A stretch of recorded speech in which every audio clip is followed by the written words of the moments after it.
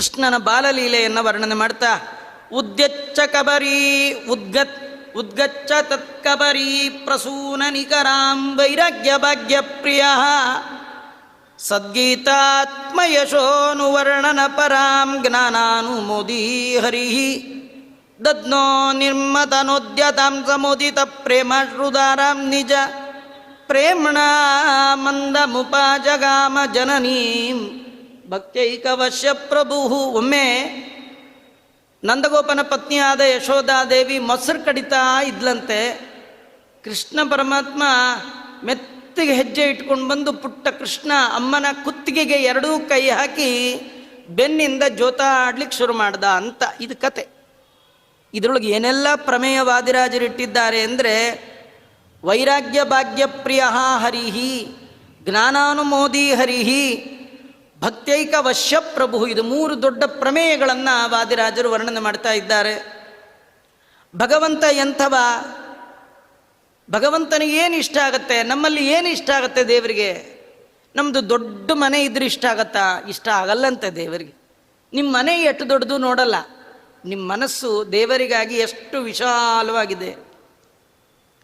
ಅದಕ್ಕೆ ಮನಸ್ಸು ದೇವರಿಗಾಗಿ ವಿಶಾಲ ಆಗಬೇಕಾದ್ರೆ ಆ ಮನಸ್ಸಿನ ಒಳಗೆ ಬೇರೆದಕ್ಕೆ ಜಾಗ ಇರಬಾರ್ದು. ನೋಡಿ, ಸುಮ್ಮನೆ ಉದಾಹರಣೆ ಹೇಳ್ತೇನೆ ನಿಮ್ಗೆ ಅರ್ಥ. ಕೆಲವರು ಮನೆ ದೊಡ್ಡದು ಕಟ್ಟಿರ್ತಾರೆ, ಬಂದವರಿಗೆ ಜಾಗ ಇರಲ್ಲ. ಯಾಕೆ ಗೊತ್ತಾ? ಒಂದು ಮೂಲೆಯಲ್ಲಿ ಫ್ರಿಜ್ಜು, ಒಂದು ಮೂಲೆಯಲ್ಲಿ ಟಿ ವಿ, ಒಂದು ಮೂಲೆಯಲ್ಲಿ ಸೋಫಾ, ಒಂದು ಮೂಲೆಯಲ್ಲಿ ಟೀಪಾಯಿ. ಮನೆಯವರಿಗೆ ಜಾಗ ಇರಲ್ಲ, ವಸ್ತುಗಳಿಗೆ ಜಾಗ ಇದೆ, ಬಂದ ಅತಿಥಿಗಳಿಗೆ ಜಾಗ ಇದೆ. ನಮ್ಮ ಪ್ರಾಬ್ಲಮ್ ಅದೇ. ನಮ್ದು ಈ ಮನೆ ಒಳಗೆ ಎಲ್ಲರಿಗೂ ಜಾಗ ಇದೆ, ದೇವರಿಗೆ ಜಾಗವೇ ಇಲ್ಲ. ದೇವರಿಗೆ ಜಾಗ ಆಗಬೇಕಾದ್ರೆ ಇದನ್ನೆಲ್ಲ ಆಚೆಗೆ ಹಾಕಬೇಕು. ಆಚೆಗೆ ಹಾಕೋದು ಅಂದರೆ ವೈರಾಗ್ಯ. ನೀವು ಏನೇನೋ ಮನೆಗೆ ತಂದಿಟ್ಕೊಂಡಿದ್ದೀರಲ್ಲ, ಭಾಗ್ಯ, ಸಂಪತ್ತು, ಇದು ಬೇಕು ಇದು ಬೇಕು, ಏನೋ ಹೊಸ ಅಡ್ವಾನ್ಸ್ಡ್ ಟೆಕ್ನಾಲಜಿಲಿ ಈಗ ಫ್ರಿಜ್ ಬಂದಿದೆಯಂತೆ ಅಂಥೇಳಿ ಅವು ಅಡ್ವರ್ಟೈಸ್ಮೆಂಟ್ ತೋರಿಸಿ ಹಗಲು ರಾತ್ರಿ ತೋರಿಸಿ ನಮ್ಮನ್ನು ಏನಾರು ಮಾಡಿ ತೊಗೊಂಡು ಬಂದ್ಬಿಡ್ಬೇಕು. ಈ ಥರದ್ದು ಮನೇಲಿಲ್ಲ ಅನ್ನೋದು ಮಾಡಿಬಿಡ್ತಾರೆ. ಅದು ನಮಗೇನಂದರೆ ಈ ತಂದಿಟ್ಕೊಂಡ್ರೆ ಮನೇಲಿ ಬಹಳ ಯೂಸ್ ಆಗುತ್ತೆ, ಬಹಳ ಕಾಲ ಬರುತ್ತೆ ಅಂತ ಒಂದೊಂದೇ ತಂದು ಹಾಕೋತೀವಿ.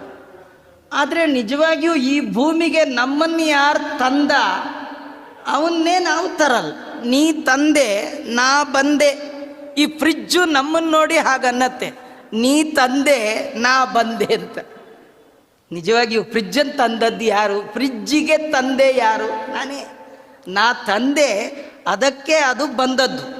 ಇದು ಅದು ತರೋ ಬರೋದ್ರಲ್ಲಿ ನಮ್ಮನ್ನು ಯಾರು ತಂದ ಅದನ್ನು ಮರ್ತೇ ಬಿಟ್ಟಿದ್ದೀವಿ.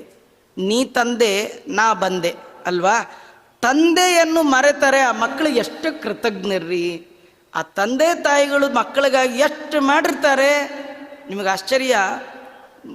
ಪಾಥೇಯ ಕಟ್ಟಿಕೊಳ್ಳಿರೋವಂಥ ಒಂದು ದಾಸರ ಪದ್ಯ, ಅದರೊಳಗೆ ತಂದೆ ತಾಯಿಗಳ ಸೇವೆಯೇ ಚಿತ್ರಾನ್ನ ಅಂತ. ಏನಿಲ್ಲದೆ ಇದ್ರು ಚಿತ್ರಾನ್ನ ಮೊಸರನ್ನು ಅಂತಾರಲ್ಲ, ಹಾಗೆ ಒಂದು ಪ್ಲೇಟ್ ಏನು ನಿಮಗಿರಬೇಕು ಬುತ್ತಿಗೆ ಅಂದರೆ ಚಿತ್ರಾನ್ನ ಬೇಕಂತೆ. ವಿಚಿತ್ರವಾದ ಮುದವನ್ನು ಕೊಡುವಂತಹ ಅನ್ನ. ಅದು ಯಾವುದಂದರೆ ನಿಮಗೆ ಅಂತ್ಯಕಾಲದಲ್ಲಿ ಬರ್ತಕ್ಕಂಥದ್ದು, ನೀವು ಮಾಡಿರ್ತಕ್ಕಂಥ ತಂದೆ ತಾಯಿಗಳ ಸೇವಾ. ಎಲ್ಲ ತಂದಿಟ್ಕೊಳ್ತೀವಿ, ಯಾವುದು ಬೇಕೋ ಅದನ್ನೇ ತರಲ್ಲ. ನಿಮಗೆ ದೇವರು ಮನೇಲಿ ಬಂದು ಕೂತ್ಕೋಬೇಕು, ನಿಮ್ಮ ಮನೆ ಒಳಗೆ ದೇವರು ಕೊಡಬೇಕಂದ್ರೆ ದೇವರು ಯಾವಾಗ ಬರ್ತಾನೆ ಗೊತ್ತಾ? ಯಾರಿಗೆ ವೈರಾಗ್ಯವನ್ನೇ ಭಾಗ್ಯ ಅಂತ ತಿಳ್ಕೊಂಡಿದ್ದಾರೋ ಅವರಿಗೆ ಮಾತ್ರ ದೇವರು ಪ್ರಿಯನಾಗ್ತಾನೆ. ನಮಗೀಗ ದೇವರು ಪ್ರಿಯ ಅಲ್ಲ, ಉಳಿದ ವಸ್ತುಗಳೆಲ್ಲ ಪ್ರಿಯ. ಅದು ಬೇಕು ಇದು ಬೇಕು. ಕೆಲವರು ಅಂತಿರ್ತಾರೆ ನೋಡಿ, ಮನೇಲಿ ಒಂದು ಸಾಮಾನು ಇಲ್ಲದೆ ಇದ್ರೂ ಆಗಲ್ಲ ಅಂತ ಅಲ್ವಾ? ನಿಜವೇ. ಈಗೆಲ್ಲ ಕಾಯಿ ತುರಿದು ಇಟ್ಕೊಂಡಿರ್ತೀರಿ, ಇವತ್ತಲ್ಲ ನಾಳೆ ಕಾಯ್ದಿಟ್ಟು ಎಲ್ಲ ಕೊತ್ತಂಬರಿ ಸೊಪ್ಪು ಚಟ್ನಿ ಮಾಡಬೇಕು ಅಂತೀರಿ, ಮಿಕ್ಸಿ ಇಲ್ಲಪ್ಪ, ಏನು ಮಾಡ್ತೀರಿ? ಅದಕ್ಕೆ ಅಂತಿರ್ತಾರೆ ಒಂದಿಲ್ಲದೆ ಇದ್ರೂ ಮನೇಲಿ ನಡೆಯಲ್ಲ, ಎಲ್ಲ ಬೇಕು. ಒಂದು ವಸ್ತು ಇಲ್ಲದೆ ಇದ್ರೂ ಸಂಸಾರ ನಡೆಯಲ್ಲ ಅಂತಿರ್ತೀವಲ್ಲ. ನಿಜ, ಒಂದು ವಸ್ತು ಇರಬೇಕು, ಅದು ಪರಾತ್ಪರ ವಸ್ತು, ಅಪ್ರತಿಹತವಾದ ವಸ್ತು, ಅದು ಭಗವಂತ. ಆ ವಸ್ತು ಇರಬೇಕು, ಅದನ್ನು ಬಿಟ್ಟು ಎಲ್ಲ ವಸ್ತು ಇಟ್ಕೊಂಡಿದ್ದು.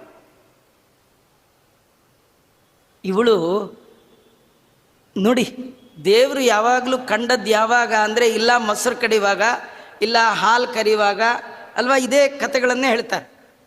ನಮ್ಮಲ್ಲಿ ಈ ಎರಡು ಐಟಮ್ ಇಲ್ಲೇ ಇಲ್ಲ. ಹಾಲು ಕರಿಯೋದು ಯಾರ ಮನೇಲೂ ಇಲ್ಲ, ಎಲ್ಲ ಪ್ಯಾಕೆಟ್ ಭೂತ ಅಲ್ಲಿಂದ ಬರುತ್ತೆ.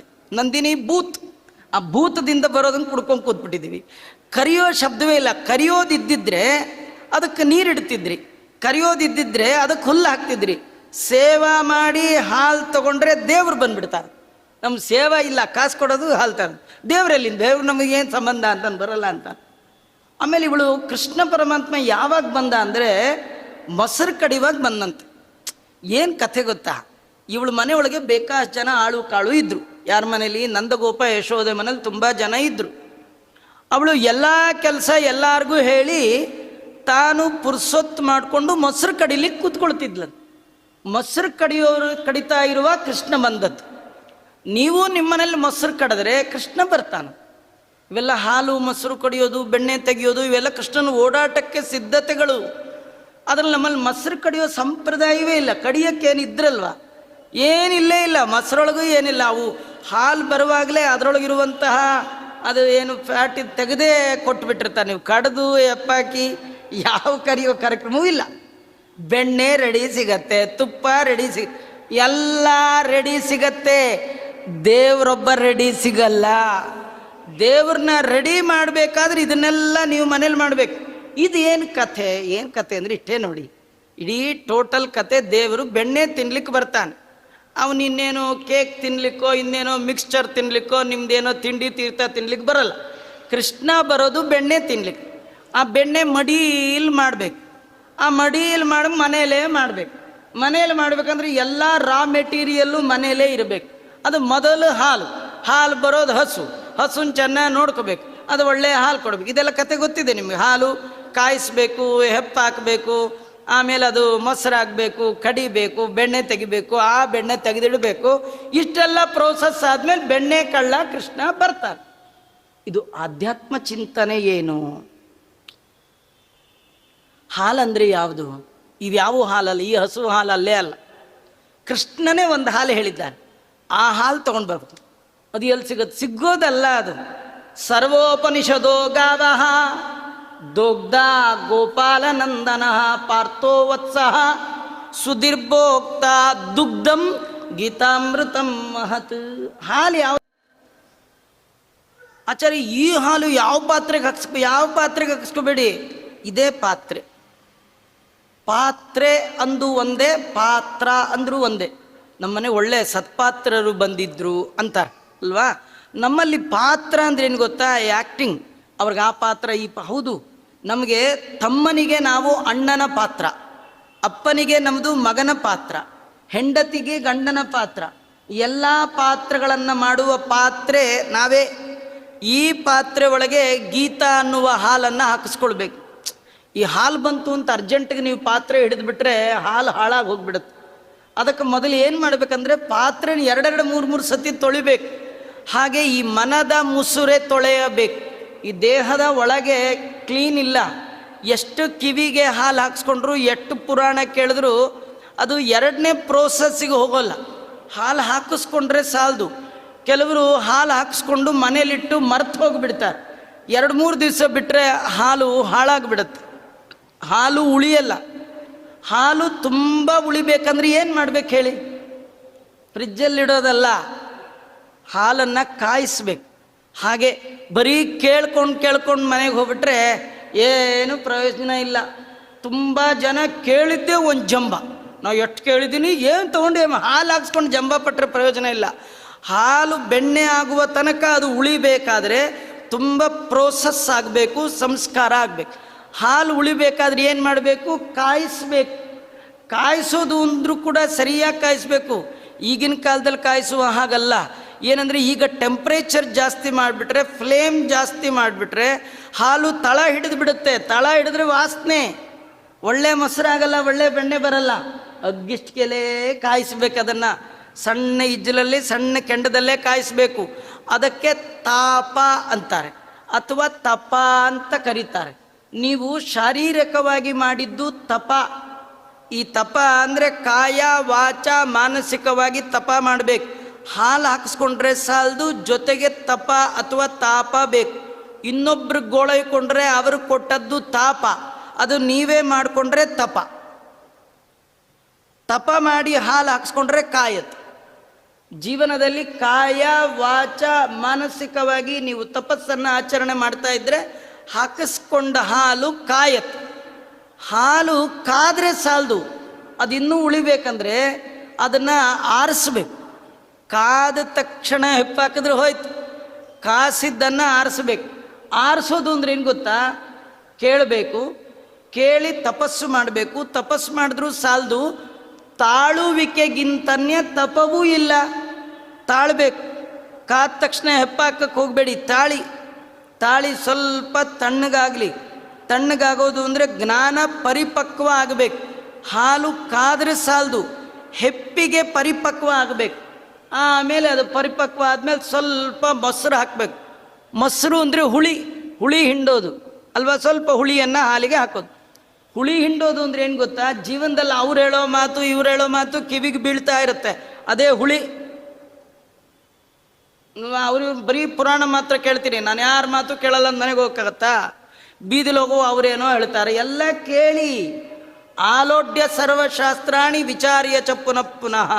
ಅವ್ರ ಮಾತು ಇವ್ರ ಮಾತು ಎಲ್ಲ ಕೇಳಿದಾಗ ನಿಮ್ಗೆ ಅನ್ಸತ್ತೆ, ಏನ್ರಿ ಆ ಪುರಾಣಕ್ಕೆ ಹೋದರೆ ಆಚಾರ ಹಾಗೆ ಹೇಳ್ತಾರೆ, ಮನೆಗೆ ಬಂದರೆ ಇವ್ರು ಹೀಗೆ ಹೇಳ್ತಾರೆ, ಏನು ಮಾಡಬೇಕೋ ಗೊತ್ತಾಗಲ್ಲಪ್ಪ ಅನ್ಸತ್ತಾ? ಅದು ಮೊಸರಾಗಿದೆ. ಅದನ್ನು ಚೆನ್ನಾಗಿ ಕಡೀರಿ, ಚೆನ್ನಾಗಿ ಮಥನ ಮಾಡಿ, ಅವ್ರ ಮಾತು ಇವ್ರ ಮಾತು ಎರಡನ್ನು ಚೆನ್ನಾಗಿ ಆಲೋಚನೆ ಮಾಡಿದಾಗ ಇದಮೇಕಂ ಸುನಿಷ್ಪನ್ನಂ ದೇಯೋ ನಾರಾಯಣ ಸದಾ. ಚೆನ್ನಾಗಿ ಆಲೋಚನೆ ಮಾಡಿದಾಗ ಯಾರು ಏನೇ ಹೇಳಿರ್ರಿ, ಶಾಸ್ತ್ರದಲ್ಲಿ ಹೇಳಿದ್ದೆ ಸರಿ, ನಾವು ಹೀಗೆ ಮಾಡಬೇಕು, ದೇವರನ್ನು ಬಿಟ್ಟರೇನಿಲ್ಲ, ಅವನೇ ಸರ್ವೋತ್ತಮ, ಅವನೇ ಈಶಾ, ಅವನು ನಾವೇ ದಾಸ, ಅವನು ಸದಾ ಈಶಾ, ನಾವು ಸದಾ ದಾಸ. ಈ ಜ್ಞಾನ ಬಂದರೆ ಇದೇ ಬೆಣ್ಣೆ, ಈ ಬೆಣ್ಣೆಯೇ ಭಕ್ತಿ. ಈ ಭಕ್ತಿ ನಿಮ್ಮ ಹೃದಯದಲ್ಲಿದ್ದರೆ ಭಗವಂತ ಹಿಂದಿನಿಂದ ಬಂದು ತಿಂದ್ಬಿಡ್ತಾನೆ. ಅದ್ಯಾಕೆ ಹಿಂದಿಂದ ಯಾಕೆ ಮುಂದಿಂದ ಯಾಕೆ ಬರಲ್ಲ ಅಂದರೆ, ಬಕುತ ಜನ ಮುಂದೆ ನೀನವರ ಹಿಂದೆ. ದೇವರು ಒಡಲ ನೆರಳಂದದಲ್ಲಿ ಎಮ್ಮೊಡನೆ ತಿರುಗುವನು.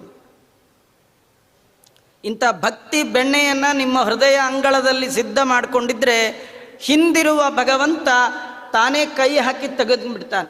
ಭಗವಂತ ಬೆಣ್ಣೆ ಕದಿಯೋದು ಅಂದರೆ ಈ ಕಾರ್ಯಕ್ರಮ. ನಮ್ಮಲ್ಲಿ ಇಂಥ ಬೆಣ್ಣೆನೂ ಇಲ್ಲ, ಹಾಲು ಇಲ್ಲ, ಮೊಸರು ಇಲ್ಲ, ಕೃಷ್ಣನು ಬರೋಂಗಿಲ್ಲ, ಬೇರೆ ಕದಿಯೋದು ಇಲ್ಲ. ಉದ್ಯಚ್ಚ ಗತ್ಕಬರಿ ಪ್ರಸೂನ ನಿಕರಾಂ ವೈರಾಗ್ಯ ಭಾಗ್ಯ ಪ್ರಿಯ. ಆ ಯಶೋಧಾದೇವಿ ಸಜ್ಜನರಿಂದ ಗೇಯನಾದ ಪರಮಾತ್ಮನ ಸದ್ಗೀತಾತ್ಮ ಯಶೋನು ವರ್ಣನ ಪರಾಂ ಜ್ಞಾನಾನುಮೋದಿ ಹರಿ.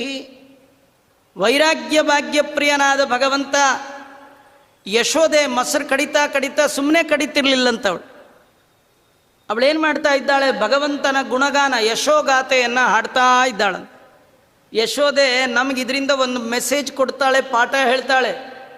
ನೀವು ಮಾಡುವ ಕರ್ಮವನ್ನು ಭಗವಂತ ಸ್ವೀಕಾರ ಮಾಡಬೇಕಾದ್ರೆ ಕೇವಲ ಕರ್ಮ ಮಾಡಬೇಡಿ, ಕರ್ಮ ಮಾಡ್ತಾ ದೇವರ ಸ್ಮರಣೆ ಮಾಡಿ. ಸ್ಮರಣೆಯೊಂದಿಗೆ ಕರ್ಮ ಮಾಡಿದಾಗ ಮಾತ್ರ ಆ ಎಲ್ಲ ಕರ್ಮ ಭಗವಂತನ ಪ್ರೀತಿಗೋಸ್ಕರವಾದ ಯಜ್ಞ ಆಗತ್ತೆ. ನೀವು ಸುಮ್ಮನೆ ಕೆಲಸ ಮಾಡೋದು, ಕಸ ಗುಡಿಸುವ ಉತ್ಸಪ್ಪ ಅಂದ್ಕೊಳ್ಳೋದು, ಅಥವಾ ಆಫೀಸ್ಗೆ ಹೋದಾಗ ಬೈಕೊಳ್ಳೋದು ಎಲ್ಲ ಇಲ್ಲ. ಪರಿಪರಿ ಕೆಲಸವು ನಿನ್ನ ಮಹಾಪೂಜೆ. ದೇವರಿಗೆ ನೀವು ಥ್ಯಾಂಕ್ಸ್ ಹೇಳಬೇಕು. ಕಸ ಗುಡಿಸ್ಲಿಕ್ಕೆ ಕೈ ಕೊಟ್ಟಿದೆಯಲ್ಲಪ್ಪ, ಕೈ ನಿಂದಲ್ವಾ? ಸ್ಟ್ರೋಕ್ ಹೊಡೆದಿದ್ರೆ ನಾ ಏನು ಮಾಡ್ತಿದ್ದೆ? ಕಾಲಿಗೆ ಪೋಲಿಯೋ ಬಂದುಬಿಟ್ಟಿದ್ರೆ ಎಲ್ಲಿ ಬರ್ತಿದ್ದೆ? ಕಿವಿ ಗೋವಿಂದ ಆಗಿಬಿಟ್ರೆ ಪುರಾಣಕ್ಕೆ ಎಲ್ಲಿ ಬರ್ತಿದ್ದೆ? ನಿನ್ನ ಅನುಗ್ರಹ ಇಲ್ಲದೆ ಇದ್ರೆ ಇದೇ ಸ್ಮರಣೆ ಅಂದರೆ ಮತ್ತೆ ಇನ್ನೇನು ಬೇಕಿಲ್ಲ. ನೀವೇನು ಕರ್ಮ ಮಾಡ್ತಿದ್ರಿ ಅದಕ್ಕೆ ಯಾರು ಸಹಾಯ ಆಗಿದೆ ನಿಮಗೆ ತುಂಬ, ಅವನ್ನ ನೆನಪು ಮಾಡ್ಕೊಳ್ಳಿ. ದೇವರ ನೆನಪಿನೊಂದಿಗೆ ಕರ್ಮ ಮಾಡಿದಾಗ ಮಾತ್ರ ಆ ಕರ್ಮವನ್ನು ಭಗವಂತ ಸ್ವೀಕಾರ ಮಾಡ್ತಾನೆ. ನಿನ್ನ ಸ್ಮರಣೆ ಇಲ್ಲದೆ ಮಾಡಿದ ಸ್ನಾನ ಹೋಮ ಜಪಗಳನ್ನು ಭಗವಂತ ಎಂದೂ ಸ್ವೀಕಾರ ಮಾಡೋದು. ಇವಳು ದೇವರ ಸ್ಮರಣೆ. ಸದ್ಗೀತಾತ್ಮ ಯಶೋನು ವರ್ಣನ ಪರಾಂ ಜ್ಞಾನಾನುಮೋದಿ ಹರಿ. ಯಾರು ಜ್ಞಾನಿಗಳೋ ಅವರು ಮಾಡುವ ಕರ್ಮವನ್ನು ಮಾತ್ರ ಭಗವಂತ ಅನುಮೋದನೆ ಮಾಡ್ತಾನೆ, ಒಪ್ಪಿಕೊಳ್ತಾನಂತ. ಅರ್ಥಾತ್ ನೀವೊಂದು ಕರ್ಮ ಮಾಡುವಾಗ ಸುಮ್ಮನೆ ಕರ್ಮ ಮಾಡಬಾರ್ದು, ತಿಳಿದು ಭಜಿಸಬೇಕು. ತಿಳಿದು ಕರ್ಮ ಮಾಡಿರಿ. ಏನಾದ್ರು ಒಂದು ಕರ್ಮ ಮಾಡಬೇಕಾದ್ರೆ ಯಾಕೆ ಮಾಡಬೇಕು, ಹೇಗೆ ಮಾಡಬೇಕು, ಮಾಡಿದ್ದನ್ನು ಯಾರಿಗೆ ಅರ್ಪಣೆ ಮಾಡಬೇಕು, ತಿಳ್ಕೊಂಡು ಮಾಡಿ. ಏನು ಅಯ್ಯೋ ನಮ್ಮ ತಾತ ಮಾಡ್ತಿದ್ರಾಚಾರ, ಏನು ಹಾಳಾಗೋಲ್ಲ ನಾವು ಮಾಡೇ ಬಿಡ್ತೀವಿ, ಸುಮ್ಮನೆ ಯಾಕೆ ಬಿಡ್ಬೇಕು ಹೇಳಿ? ಹಿಂಗೆ ಮಾಡಿದ್ರೆ ಪ್ರಯೋಜನ ಇಲ್ಲ. ಮಾಡುವ ಕರ್ಮದ ಮರ್ಮವನರಿತು ಬೇಡದೆ ಐಹಿಕ ಸುಖ ಸಾಮಗ್ರಿಗಳ ಮಾಡಿ ಮತ್ತೆ ಬೇಡಬೇಡಿ. ಮಾಡುವಾಗ ಭಗವಂತನ ಸ್ಮರಣೆಯೊಂದಿಗೆ ಮಾಡಿ, ಮಾಡುವಾಗ ತಿಳಿದು ಮಾಡಿ, ದೇವರ ಅರ್ಪಣೆಗಾಗಿ ಮಾಡಿ. ಆಫೀಸಲ್ಲಿ ಯಾರೇ ಏನೇ ಮಾಡ್ಲಿಕ್ಕೆ ಹೋದರೂ ಅವ್ರದ್ದು ಮುಖ್ಯ ಈ ಮಾಡಿದ್ದನ್ನು ಬಾಸ್ಗೆ ಅರ್ಪಣೆ ಮಾಡಬೇಕಲ್ಲ. 14 ಲೋಕದ ಬಾಸ್ ನಾರಾಯಣ, ನಾವೆಲ್ಲ ದಾಸ್. ಓನ್ಲಿ ಒನ್ ಬಾಸ್, ಅವನೊಬ್ಬನೇ ಬಾಸ್, ಮಿಗ್ದೋರೆಲ್ಲ ಅವನ ದಾಸ್. ಬ್ರಹ್ಮಾಂಡಂ ವರ ಮಂದಿರಂ ಸುರಗಣಾ ಯಸ್ಯ ಪ್ರಭೋ ಸೇವಕಾಹ. ನಾವೆಲ್ಲ ಬ್ರಹ್ಮಾದಿ ದೇವತೆಗಳು. ಯಾಕೆ? ಲಕ್ಷ್ಮಿಯ ಭಗವಂತನ ದಾಸಿ ಅಂದಮೇಲೆ ನಾವು ದಾಸರೇ. ಫಸ್ಟ್ ದಾಸರಲ್ಲ, ದಾಸರ ಮನೆಯ ದಾಸಾನು ದಾಸನಯ್ಯ. ದಾಸಾನು ಹೇಳುವಾಗ ಅಲ್ಲ ಅನು ಶಬ್ದ ಇದೆ ಅಂದರೆ ಎಲ್ಲಿಗಾರು ಹೋಗಿ ನಿಂತ್ಕೋಬೋದು ನಾವು. ಯಾವ ಕಡೆ ದಾಸರೋ ಎಲ್ಲಿ. ಕೆಲವರೇನೆಂದರೆ ಅರ್ಜೆಂಟಲ್ಲಿ ದೇವರ ದರ್ಶನಕ್ಕೆ ಓವರ್ಟೇಕ್ ಮಾಡಿಕೊಂಡು ಮುಂದೆಲ್ಲ ಹಂಗೆಲ್ಲ ಇಲ್ಲ. ಇಲ್ಲಿ ಅಲ್ಲಿ ಕ್ಯೂ ಮೇಂಟೈನ್ ಮಾಡೋರು ಎಲ್ಲಿ ನಿಂತ್ಕೊ ಅಂದ್ರೆ ಅಲ್ಲಿ ನಿಂತ್ಕೋಬೇಕು. ಯಾರಿಗೆ ದಾಸ ಇಲ್ಲ ನಾ ಅವ್ರಿಗೆ ದಾಸ ಆಗ್ತೀನಿ ಅಲ್ಲ. ಇಲ್ಲ, ಕ್ರಮಬದ್ಧವಾಗಿ ತಾರತಮ್ಯವಾಗಿ ಯಾರಿಗಾಗಬೇಕೋ ನಮಗಿಂತ ಉತ್ತಮರಿಗೆ ನಾವೆಲ್ಲ ದಾಸರೇ. ಹಾಗಾಗಿ ಮಾಡುವ ಕರ್ಮವನ್ನು ಜ್ಞಾನ ಪುರಸ್ಸರವಾಗಿ ಮಾಡಿದಾಗ ಅಂಥ ಕರ್ಮಗಳನ್ನು ಭಗವಂತ ಮೆಚ್ಚಿಕೊಳ್ತಾನೆ. ನಿಜವಾಗಿಯೂ ನಾವು ಮಾಡುವ ಯಾವ ಕರ್ಮದಿಂದಲೂ ಭಗವಂತನಿಗೆ ಏನು ಉಪಯೋಗನೂ ಇಲ್ಲ. ದೇವರಿಗೆ ನಾವು ನೈವೇದ್ಯ ಇಟ್ಟರಷ್ಟೋ ಹಿಡಿದಿದ್ರು ಅಷ್ಟೇ. ದೇವ್ರ ನೈವೇದ್ಯ ತಗೊಳ್ತಾನೋ ತಗೊಳ್ಳಲ್ವೋ? ತಗೊಳ್ತಾನೆ. ಯಾವಾಗ? ಜ್ಞಾನ ಪುರಸ್ಸರವಾಗಿ ಮಾಡಿದರೆ ಮಾತ್ರ ತಗೊಳ್ತಾನೆ. ಜ್ಞಾನಾನುಮೋದಿ ಹರಿಹಿ. ಇವಳು ಮೊಸರು ಕಡಿಯುವ ಕೃಷ್ಣ ಯಾಕೆ ಬಂದು ಹಾಲು ಬೇಕು ಅಂತ ಕುಡ್ದ? ಕೃಷ್ಣಂಗೇನು ಹೊಟ್ಟೆ ಹಸ್ದಿತ್ತ? ಅವನಿಗೆ ಹೊಟ್ಟೆ ಏನು ಹಸ್ದಿರಲಿಲ್ಲ. ಇವಳು ಹಾಲು ಕೊಡದೇ ಇದ್ರೆ ಅವನೇನು ಸಣ್ಣಗಾಗ್ತಿರ್ಲಿಲ್ಲ. ಆದರೂ ಬಂದು ಅಮ್ಮನ ಕಾಡಿ ಬೇಡಿ ಹಾಲು ಯಾಕೆ ಕುಡ್ದ ಅಂದರೆ ಜ್ಞಾನೋನುಮೋದಿ ಹರಿಹಿ. ಜ್ಞಾನವನ್ನು ಅನುಮೋದನೆ ಮಾಡ್ತಾನಂತ. ಇವಳ ಜ್ಞಾನ ಏನು ಜ್ಞಾನ? ಯಶೋನು ವರ್ಣನ ಪರಾಂ. ಭಗವಂತನ ಯಶೋ ಗುಣವನ್ನು ವರ್ಣನೆ ಮಾಡ್ತಾ ಇದ್ದಾಳೆ. ಕರ್ಮ ಮಾಡುವಾಗ ದೇವರ ಸ್ಮರಣೆ ಮಾಡ್ತಾ ಇದ್ದಾಳೆ. ನಿಮಗೆ ಕೆಲವ್ರಿಗೇನೆಂದರೆ ಕೆಲಸ ಮಾಡ್ತಾ ಬಾಯಲ್ಲಿ ಹೇಳೋದು ಕಷ್ಟ. ಆಚಾರ ಇಲ್ಲ ಮಾಡ್ತೀನಿ, ಇಲ್ಲ ಹೇಳ್ತೀನಿ. ಕೆಲವ್ರು ಹೆಂಗೆ ಗೊತ್ತಾ? ಪಾರಾಯಣ ಅಂತ ಕೂತ್ಬಿಟ್ರೆ ಏನು ಪಾರಾಯಣ ಮಾಡ್ತಾ ಇರು. ಅದಕ್ಕೆ ಪ್ರಯೋಜನ. ಕರ್ಮ ಮಾಡಬೇಕು. ಕರ್ಮದ ಒಟ್ಟೊಟ್ಟಿಗೆ ನೆನಪು ಮಾಡು.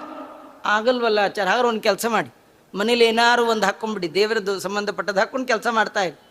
ಆವಾಗ ಕಿವಿಗೆ ಬೀಳ್ತಾ ಇರುತ್ತೆ, ಬಾಯಲ್ಲಿ ರಿಪೀಟ್ ಮಾಡ್ತಾ ಇರಿ, ಕೆಲಸ ಹೋಗ್ತಾ ಇರಿ. ಅದು ನಿಮಗಿಲ್ಲ, ಬಾಯಿಗೆ ಬರುತ್ತೆ, ಕೆಲಸನೂ ಆಗುತ್ತೆ. ಕೆಲವ್ರು ಏನಂದರೆ ಏನೋ ಪಾರಾಯಣ ಮಾಡ್ತಾ ಪಾಯಸಕ್ಕೆ ಕರಿಬೇವು ಹಾಕ್ಬಿಟ್ರೆ ಕಟ್ಟ.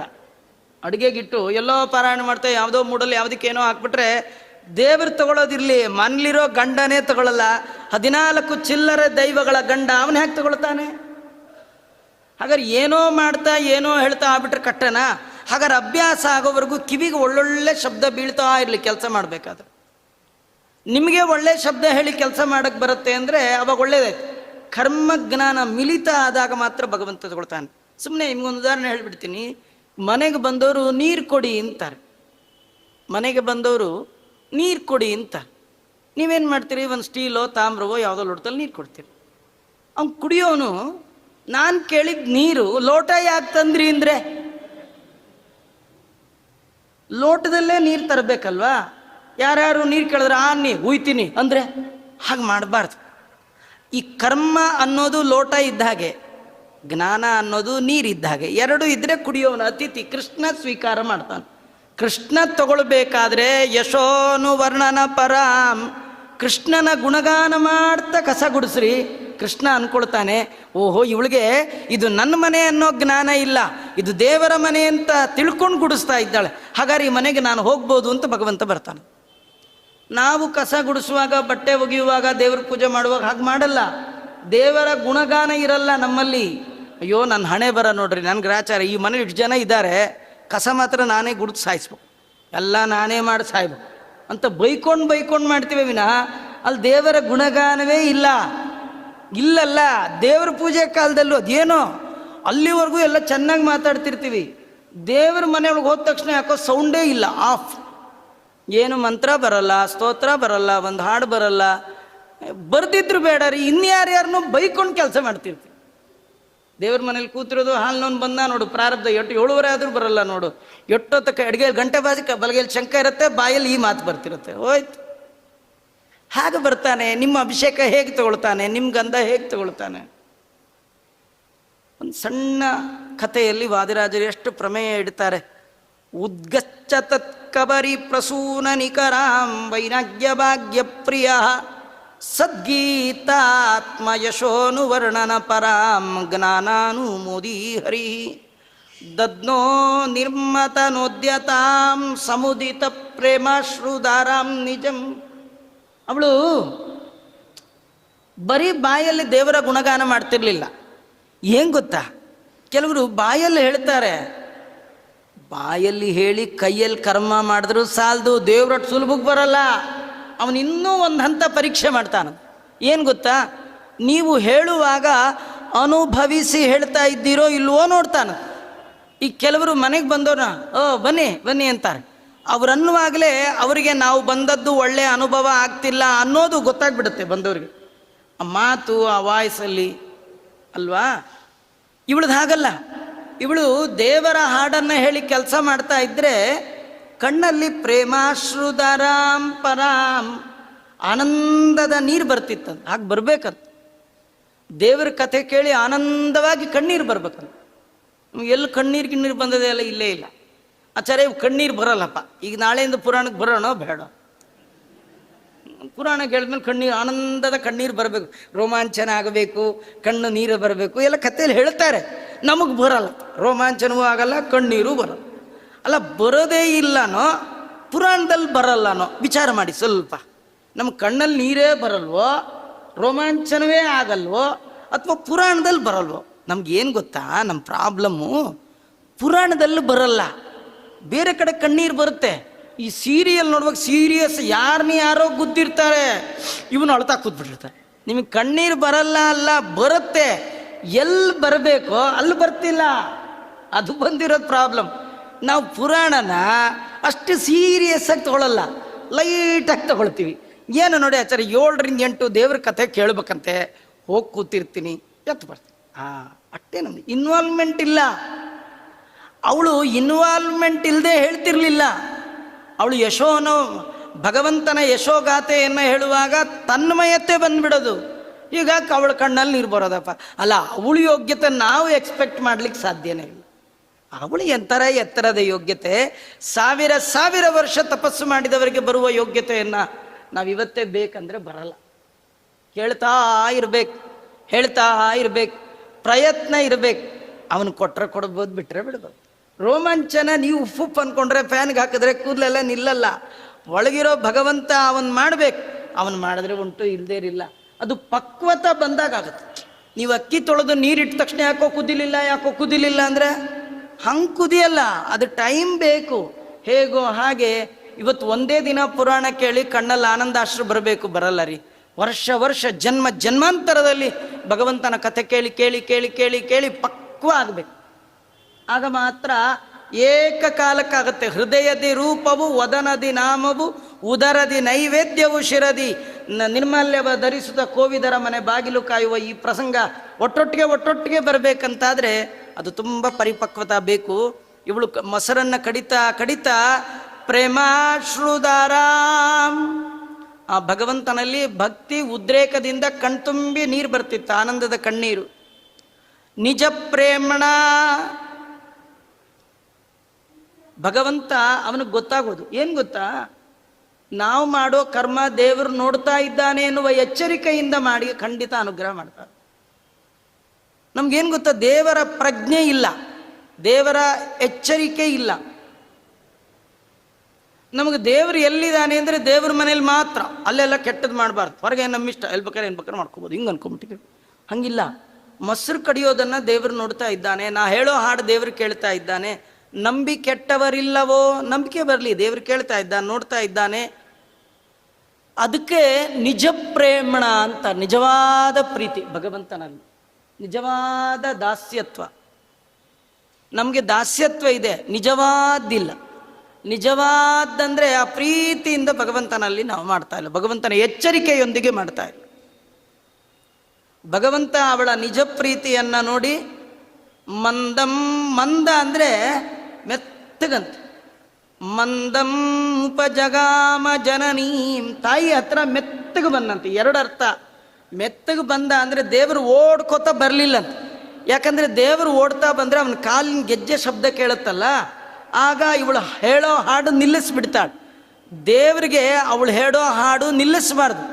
ದೇವರು ಬರ್ತಿರೋದು ಯಾಕೆ ಅಂದರೆ ಅವಳು ಹೇಳೋ ಹಾಡನ್ನು ಕೇಳಲಿಕ್ಕೆ ಬರ್ತಿರೋದು, ನಿಲ್ಲಿಸಬಾರ್ದು. ಅದಕ್ಕೆ ಅವಳಿಗೆ ಸಪ್ಪಳ ಆಗದೆ ಇರಲಿ ಅಂತ ಮೆತ್ತಗೆ ಬಂದ. ಇನ್ನೊಂದು ನಮಗೆಲ್ಲ ಏನು ಕತೆ ಇದೆ ಅಂದರೆ, ನಮಗೆ ಮೆತ್ತಗೆ ಬರ್ತಾನೆ, ನಿಧಾನಕ್ಕೆ ಬರ್ತಾನೆ, ಲೇಟಾಗಿ ಬರ್ತಾನೆ, ನಿಧಾನಕ್ಕೆ ಬರ್ತಾನೆ. ಈಗ ಅರ್ಜೆಂಟ್ ಮಾಡಬೇಡಿ, ಇವತ್ತು ಮಾಡಿಬಿಡ್ತೀನಿ, ಬೆಳಗ್ಗೆ ದೇವ್ರು ಬಂದರೆ ನಾಡಿದ್ದು ಮಾಡ್ತೇವೆ, ಹಾಗೆಲ್ಲ ಮಾಡೋಕ್ಕೆ ಹೋಗಬೇಡಿ. ನಿಧಾನ, ಮಂದಂ, ನಿಧಾನಕ್ಕೆ ಆಗಲಪ್ಪ, ಮಾಡು, ಬರ್ತಾನೆ, ಮಾಡು. ಒಂದು ಜನ್ಮ ಎರಡು ಜನ್ಮದಲ್ಲೆಲ್ಲ ಸಾಧ್ಯನೇ ಇಲ್ಲ. ಸಾವಿರ ಸಾವಿರ ಜನ್ಮ ಆಗ್ಬೇಕು. ಅಯ್ಯೋ ಇನ್ನೆಲ್ಲಿದೆಯೋ ಸಾವಿರ ಜನ್ಮ, ಈ ಜನ್ಮವೇ ಹಿಂಗಂದವ್ರಿಗೆ ಏನಿಲ್ಲೇ ಇಲ್ಲ. ಎಲ್ಲೋ ಎಕ್ಸಾಮ್ ಇದೆ ಆಚಾರ್ಯ ಇವತ್ತಿಂದ, ಹಂಗಂದ್ರೆ ನೀ ಫೇಲೇ. ರ್ಯಾಂಕ್ ಬರಬೇಕು ಅಂತ ಆಸೆ ಇರೋರು 365 ದಿನದ ಮುಂಚಿನಿಂದಲೂ ಕೂಡ ಕಣ್ಣಿಗೆ ಎಣ್ಣೆ ಹಾಕ್ಕೊಂಡು ಹಗಲು ರಾತ್ರಿ ಸಾಧನೆ ಮಾಡಿದ್ರೆ ಅಟ್ಟೆ ಪೇಪರಲ್ಲಿ ಫೋಟೋ. ನಾಳೆ ಎಕ್ಸಾಮ್ ಅಂದ್ಬಿಟ್ಟು ಇವತ್ತು ಕೂತು ಓದ್ಬಿಟ್ರೆ ಬಂದ್ಬಿಡ್ತಾನೆ. ಯಾರಾಗಾರು ಸಾಧ್ಯ ಇದೆಯಾ ಅದು? ಅಲ್ಲ, ಈ ಲೋಕದಲ್ಲೇ ಸಾಧ್ಯ ಇಲ್ಲ ಅಂದರೆ ಭಗವಂತನ ಅರಮನೆಯಲ್ಲಿ ಇದು ಸಾಧ್ಯವೇ ಇಲ್ಲ. ಜನ್ಮ ಜನ್ಮಾಂತರದ ಸಾಧನೆ ಪರಿಪಕ್ವ ಆದಾಗ ಮಾತ್ರ ಭಗವಂತ. ಮಂದಂ ಉಪಜಗಾಮ ಜನನೀ, ಮೆತ್ತಿಗೆ ಹಿಂದಿಂದ ಬಂದಂತ ಕೃಷ್ಣ. ಬಂದು ಭಕ್ತ್ಯೈಕವಶ್ಯ ಪ್ರಭು, ತಾಯಿಗೆ ದೇವರು ವಶನಾದನಂತ. ಇದರ ಅರ್ಥ ಏನು ಗೊತ್ತಾ? ಅವನು ಯಾರಿಗೂ ವಶ ಆಗುವವ ಅಲ್ಲ. ಅಪ್ರಾಪ್ಯ ಮನಸಾ ಸಹ ಯಥೋ ವಾಚೋ ನಿವರ್ತಂತೆ, ಅಪ್ರಾಪ್ಯ ಮನಸಾ ಸಹ ಮನವಚನ ಕತಿ ದೂರ, ಮನವಚನ ಕತಿ ದೂರ. ನೀವು ಎಷ್ಟು ಸ್ತೋತ್ರ ಮಾಡಿದ್ರೂ ಸಿಗೋಲ್ಲ, ಅವನು ಮಾತಿಗೆ ಸಿಗಲ್ಲ, ಮೈಯಿಗೆ ಸಿಗಲ್ಲ, ಬ್ರಹ್ಮಾದಿಗಳಿಗೆ ಸಿಗಲ್ಲ, ದಿನ ಮುಟ್ಟಿ ಸೇವೆ ಮಾಡುವ ಲಕ್ಷ್ಮಿಗೂ ಸಿಗೋಲ್ಲ. ಅವಳು ಕೂಡ ಸಾಕಲ್ಯ ಭಗವಂತನ ಗುಣವನ್ನು ತನ್ನ ಗಾನಕ್ಕೆ ಸಿಕ್ಕಿಸ್ಕೊಳ್ಳಿಕ್ಕಾಗಿಲ್ಲ. ಅಂದಮೇಲೆ ನೀವು ಅವನನ್ನು ವಶ ಮಾಡ್ಕೊಳ್ಳಿಕ್ಕಾಗಲ್ಲ. ಅವನೇ ನಿಮ್ಗೆ ವಶ ಆದರೆ ಆಗ್ಬೋದು, ನಾವು ವಶ ಮಾಡ್ಕೊಳ್ಳೋದಲ್ಲ, ಅವನೇ ವಶ ಆಗಬೇಕು. ಇವಳಿಗೆ ಅವನೇ ವಶನಾದ. ಯಾಕೆ? ನಿಜ ಪ್ರೇಮ್ಣ, ನಿಜವಾದ ಭಕ್ತಿಗೆ ಮೆಚ್ಚಿ ಇವಳು ಭಗವಂತನನ್ನು ಎತ್ಕೊಂಡಿದ್ದಲ್ಲ, ಭಗವಂತನನ್ನು ಎತ್ತಿದ್ದಲ್ಲ, ಭಗವಂತನನ್ನು ಮುಟ್ಟಿದ್ದಲ್ಲ, ಭಗವಂತನೇ ಬಂದು ಅವಳನ್ನು ಮುಟ್ಟಿದ್ದು. ಈಗ ನೋಡಿ, ತಿರುಪ್ತಿಲಿ ನೀವು ತಿಮ್ಮಪ್ಪನ ಮುಟ್ಟಕ್ಕಾಗಲ್ಲ, ಆಗತ್ತಾ? ಕೋಟಿ ರೂಪಾಯಿ ಅಲ್ಲಿಟ್ಬಿಡ್ತೀವಿ, ಮುಟ್ಟ ಅವೆಲ್ಲ ಆಗಲ್ಲ ಅಂತ. ಆದರೆ ತಿಮ್ಮಪ್ಪ ಮನಸ್ಸು ಮಾಡಿದ್ರೆ ನಿಮ್ಮನ್ನು ಮುಟ್ಬೋದು. ನೀವು ದೇವರನ್ನು ಮುಟ್ಟೋ ಪ್ರಯತ್ನ ಮಾಡೋದು ಬೇಡ, ದೇವರು ನಿಮ್ಮನ್ನು ಮುಟ್ಟುವ ಹಾಗೆ ನೀವು ಪಾವಿತ್ರತೆಯಿಂದ ಇರಿ. ನಿಮ್ಮಲ್ಲಿ ಭಕ್ತಿ ಬೆಳೀತು ಅಂದರೆ ಪವಿತ್ರರಾಗ್ತೀರಿ. ನಿಮ್ಮ ಪಾವಿತ್ರ್ಯ ಕಂಡು ದೇವರೇ ಬಂದು ನಿಮ್ಮನ್ನು ಮುಟ್ತಾನೆ. ನೀವು ದೇವರನ್ನು ಮುಟ್ಟಬೇಡಿ, ತುಂಬ ರಿಸ್ಟ್ರಿಕ್ಷನ್. ದೇವರೇ ನಿಮ್ಮನ್ನು ಮುಟ್ಟಿಬಿಟ್ರೆ ಪ್ರಾಬ್ಲಮ್ಮೇ ಇಲ್ಲ. ಅದರಿಂದ ಇಲ್ಲೇನಾಯಿತು ಅಂದರೆ, ಯಶೋದೆ ಓಡೋಗಿ ಕೃಷ್ಣನ ಹಿಡ್ಕೊಂಡ್ಲು ಅಂತ ಕತೆ ಇಲ್ಲ. ಯಶೋದೆ ಈ ಕಡೆ ಮುಖ ಮಾಡಿದ್ದಾಳೆ, ಮೂಲೆಯಲ್ಲಿ ಒಂದು ಕಂಬ, ಆ ಕಂಬಕ್ಕೆ ನೇಣು, ಅದಕ್ಕೆ ಕಡಗೋಲು, ಅಲ್ಲಿ ಮಡಕೆ, ಅವಳು ಮೂಲೆ ಕಡೆ ನೋಡ್ಕೊಂಡು ಕಡಿತಾ ಇದ್ದಾಳೆ. ದೇವ್ರ ಕತೆ ಕಣ್ಣಲ್ಲಿ ನೀರು ಬರ್ತಾ ಇದೆ. ಅವಳು ಓಡೋಗಿ ಕೆಲಸ ಬಿಟ್ಟು ದೇವರನ್ನ ಹಿಡ್ದದ್ದಲ್ಲ. ನಾವಿವತ್ತು ಕೆಲಸ ಬಿಟ್ಟು, ಸಂಸಾರ ಬಿಟ್ಟು, ಹೆಂಡತಿ ಮಕ್ಕಳು ಗಂಡ ಅವರೆಲ್ಲರನ್ನು ಬಿಟ್ಟು ಎಲ್ಲೋ ಯಾತ್ರೆ ಇನ್ನೇನೋ ಮಾಡಕ್ಕೆ ಹೋಗ್ತೀವಿ. ಲೆಕ್ಕವಿಲ್ಲದ ದೇಶ ತುಕ್ಕಿ ಬಂದರು, ದುಃಖವಲ್ಲದೆ ಲೇಷ ಭಕ್ತಿ ದೊರಕದು. ಅವಳು ಹಾಗೇನು ಹೋಗಿಲ್ಲ. ಅವಳು ಕಡಿತಾ ಇದ್ದಾಳೆ, ಬಾಯಲ್ಲಿ ಹೇಳ್ತಾ ಇದ್ದಾಳೆ, ಕಣ್ಣಲ್ಲಿ ನೀರು ಬರ್ತಾ ಇದೆ. ದೇವರೇ ಅವಳನ್ನ ಹುಡುಕೊಂಡು ಬಂದ. ಅವಳು ದೇವರನ್ನ ಹುಡುಕೊಂಡು ಹೋಗಿದ ಕತೆ ಅಲ್ಲ, ದೇವರೇ ಅವಳನ್ನ ಹುಡುಕೊಂಡು ಬಂದು ಅವಳ ಎರಡೂ ಕುತ್ತಿಗೆಗೆ ತನ್ನ ಕೈ ಹಾಕಿ ಜೋತು ಬಿದ್ದು ಅವಳು ತಿರುಗೂ ನೋಡಬಾರ್ದಂತೆ. ಏನು ಗೊತ್ತಾ, ಈ ಮಗು ಈ ಕಡೆಯಿಂದ ಬಂದರೆ ಹಿಂಗೆ ತಿರುಗಿ ನೋಡ್ಬೇಕಲ್ಲ, ಹಾಗಿಲ್ಲಂತೆ. ಕೃಷ್ಣ ಅವಳು ಕುತ್ತಿಗೆಗೆ ಎರಡೂ ಕೈ ಹಾಕಿ ತಾನೇ ತನ್ನ ಮುಖವನ್ನು ತಾಯಿಗೆ ಹೀಗೆ ನೋಡಿಸ್ತಾ ಇದ್ದ. ನೀವು ದೇವರ ಮುಖ ನೋಡೋದಲ್ಲ, ದೇವರೇ ನಿಮ್ಮ ಮುಖ ನೋಡೋದು. ಎಷ್ಟು ಅದ್ಭುತ ಇದು! ಅವಳು ಹಿಂದೆ ಹಿಂಗೆ ಮುಖ ಮಾಡಿ ಕೂತಿದ್ರೆ ಕುತ್ತಿಗೆಗೆ ಕೈ ಹಾಕಿ ಬೆನ್ನ ಹಿಂದೆ ಬಂದ ಕೃಷ್ಣ ತನ್ನ ಮುಖವನ್ನು ಅಮ್ಮನ ಮುಖಕ್ಕೆ ಎದುರಾಗಿ ಮಾಡಿದ್ದಾನೆ. ಅದನ್ನು ಹೇಳ್ತಾ ಭಕ್ತೈಕ ವಶ್ಯ ಪ್ರಭು. ಭಗವಂತ ಯಾವುದಕ್ಕೂ ವಶ ಆಗಲ್ಲ. ಅವನು ವಶ ಆಗೋದು ಒಂದಕ್ಕೆ, ಭಕ್ತಿ ಅನ್ನೋದಿರಬೇಕು. ನಿಮ್ಮಲ್ಲಿ ಬೇಕಾದಷ್ಟು ಬೇರೆ ಬೇರೆ ಸಾಧನಗಳಿರ್ಬೋದು. ದೇವರನ್ನ ಒಲಿಸ್ಕೊಳ್ಳಿಕ್ಕೆ 25 ವರ್ಷ ಓದಿದ್ದೇನೆ, ದೇವರನ್ನ ಒಲಿಸ್ಕೊಳ್ಬೇಕು ಅಂತ 40 ವರ್ಷ ಪುರಾಣ ಕೇಳಿದ್ದೇನೆ, ತುಂಬ ದಾನ ಮಾಡಿದ್ದೇನೆ, ತುಂಬ ಮಕ್ಕಳಿದ್ದಾರೆ, ಮತ್ತೇನಿರಬೇಕು? ದೇವರಲ್ಲಿ ಭಕ್ತಿ ಹೊಂದಿದ್ರೆ ಎಲ್ಲ ಸಾಧನೆಗಳಿಗಿಂತಲೂ ದೊಡ್ಡ ಸಾಧನ, ಶ್ರೇಷ್ಠ ಸಾಧನ ಅದು ಭಕ್ತಿ. ಅದು ಭಕ್ತಿ ಇದ್ದರೆ ನೀವು ಅವನನ್ನು ವಶ ಮಾಡ್ಕೋಬೇಡಿ, ಅವನೇ ಬಂದು ನಿಮಗೆ ವಶನಾಗ್ಬಿಡ್ತಾನೆ ಅಂತ ತೋರಿಸ್ಲಿಕ್ಕೆ ಭಕ್ತೈಕ ವಶ ಪ್ರಭು ಅಂತ ಹೇಳಿದ್ದಾರೆ. ಮುಂದೇನು ಮಾಡಿದ್ರು ನಾಳೆ ನೋಡೋಣ. ಶ್ರೀಕೃಷ್ಣಾರ್ಪಣಮಸ್ತು.